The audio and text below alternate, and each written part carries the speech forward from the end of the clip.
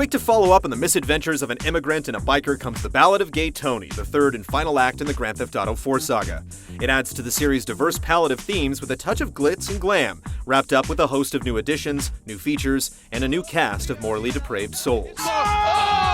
Expectations are high for this last installment, but just how good is it? In a word, simply fabulous. Who the fuck is it? It's me, though. Oh, whatever. Come up.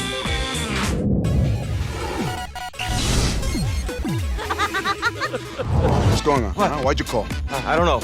Because of that thing, T? Come on, that sparkly thing. Wake up, you junkie fag. Oh, right. That thing. That shit. Right, that thing. Okay. All right, Louis. All right, we gotta go.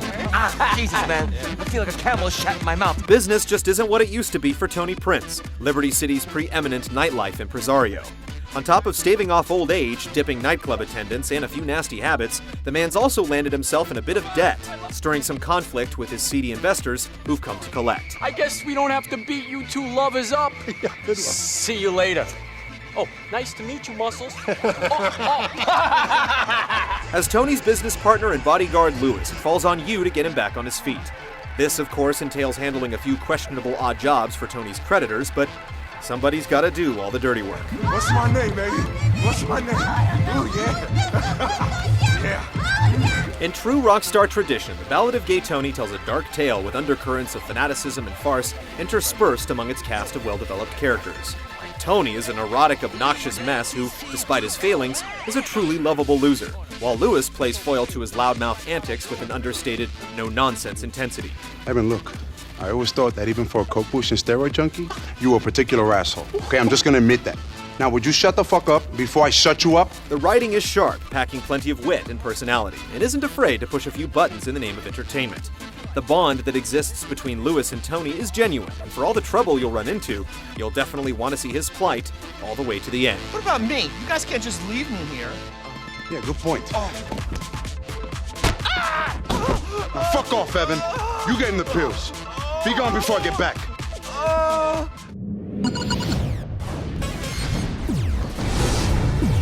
Good evening, my friend. How are you? See, it's me. Yes, you okay?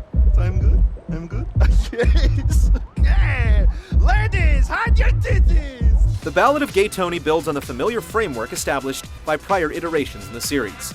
Like Lost in the Damned, the entire span of Liberty City is unlocked from the get-go, and once the formal introductions into the game's new nightlife aspect are through, you'll find yourself thrown into the city's sandbox for some open-world shakedowns. No more cooperation, my friends. It's hostile takeover time. Hand it over. In order to rebuild Tony's crumbling empire, you'll have to take on a number of jobs from various contacts. You'll run across some familiar situations like setting up car bombs and running some product, and you'll encounter some scenarios that take advantage of new and returning features, like the parachute from San Andreas. It's here that the game does a good job of making things feel fresh. You'll approach the same mission type in different ways, like with a new weapon, or from a completely different perspective, as with some of the Pulp Fiction-esque flashback encounters with Nico and Johnny. Oh, rest of you motherfuckers wanna die? Do something stupid, okay? The Ballad of Gay Tony makes use of the Lost in the Damned's mid-mission checkpoint system, which is great in some of the more difficult missions later on down the road. After each successful mission, you'll receive a detailed analysis of your performance, which ties into the game's online connectivity to the Rockstar Social Club. Completing the game as a whole will allow you to revisit prior missions at your leisure, adding a good deal of replayability for those determined to be the best street hustler this side of Alderney. If you're looking to unwind, Louis can engage in his nightlife duties with a few side activities in Tony's clubs. You can ferret out trouble, participate in drinking games, or hit on the local wildlife out on the dance floor. Outside of the club, you can also take up some new hobbies like golfing, cage fighting, and base jumping. Most of them amount to little more than entertaining minigames, but are fun nonetheless. Multiplayer features a remix of past modes in small-scale arenas for a more deathmatch-oriented experience. New kill streak bonuses add to the mayhem, and races are now faster than ever with NOS thrown into the equation. With no new modes, this isn't very different from what GTA 4 set out to do, but factor in all the new weapons, vehicles, and gadgets, and online in Gay Tony is a much more diversified experience. The Ballad of Gay Tony clocks in at a healthy 10+ hours, comparable to many full-price retail games. From a design standpoint, the game's additions aren't quite as intriguing as the Lost in the Dam's gang-based spin on gameplay, but all the smaller details add up to an experience that meaningfully improves on the GTA formula. Fuck you! Man, this town is full of degenerates.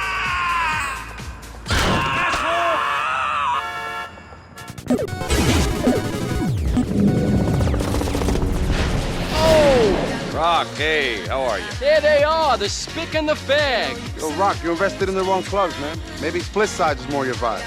Oh, but I'm sure I would have found that funny if I spoke spick. Lewis may not have been in the Serbian military or part of a gang of hardened bikers, but the guy is more than able to tackle the mean streets of Liberty City. Much of the series' core gameplay remains untouched. The Ballad of Gay Tony brings more content than it does innovation. Hey, man. Hey, nigga. What's up? What's up? So glad you could make it, man. Seriously. Fucking A. Yo, for real, man. Yep. You okay, bro? At the top of the menu is a new loadout of arms, with goodies like an assault SMG, incendiary shotgun ammo, and sticky bombs rounding out a short list of explosive new options.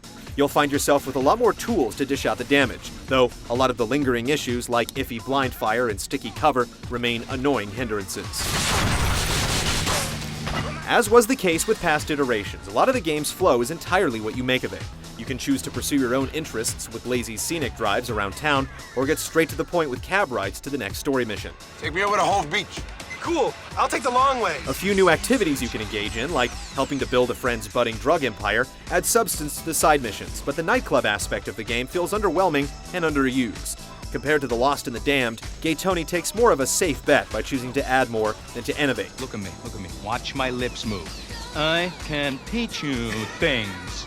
But there's no arguing that there's still plenty to see and do around Liberty City, and that's what truly counts. Are you kidding?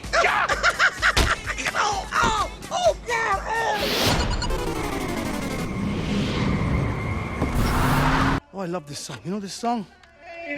Oh, yeah. Hey, rap money. Hey, you don't dance? Now with dudes, bro. As with Lost and the Damned before it, The Ballad of Gay Tony operates on the same graphics engine that Rockstar built for GTA 4. And though it's since been outdone by bigger and better tech, early 2008 still looks pretty great. The game ditches the Lost and the Damned's pulpy aesthetic for a return to an au naturel look, and despite the occasional in-game weirdness like pop-in and frame rate stutters, the game's attention to detail when it comes to animation and scene building is still top-notch. Sorry, as much as I'd like to right now, I'm not letting you kill yourself. Try and stop me, huh? Okay. On the audio end, the voice acting is up to snuff with Rockstar's best. The actors pull off their roles with convincing determination, especially the emasculated Tony, who just can't seem to catch a break.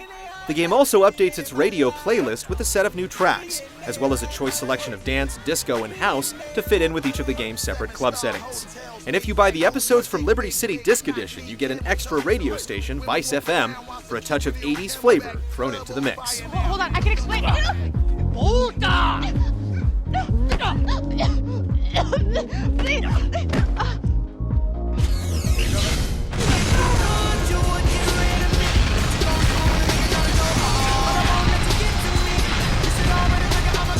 It doesn't so much reinvent Liberty City as it does reskin it, but for a truly enjoyable way to end the GTA 4 party right, The Ballad of Gay Tony fires on all cylinders. It's got plenty of bang for the buck, handily one-upping most full-price retail games. It's a bit of a shame to see the DLC bonanza ending so soon, but the game's driving pace, multiplayer additions, and replayability amount to nothing short of a fulfilling experience. Dun dun dun dun dun dun dun dun dun dun dun dun. It's kosher. See ya. Wouldn't want to be ya, fag.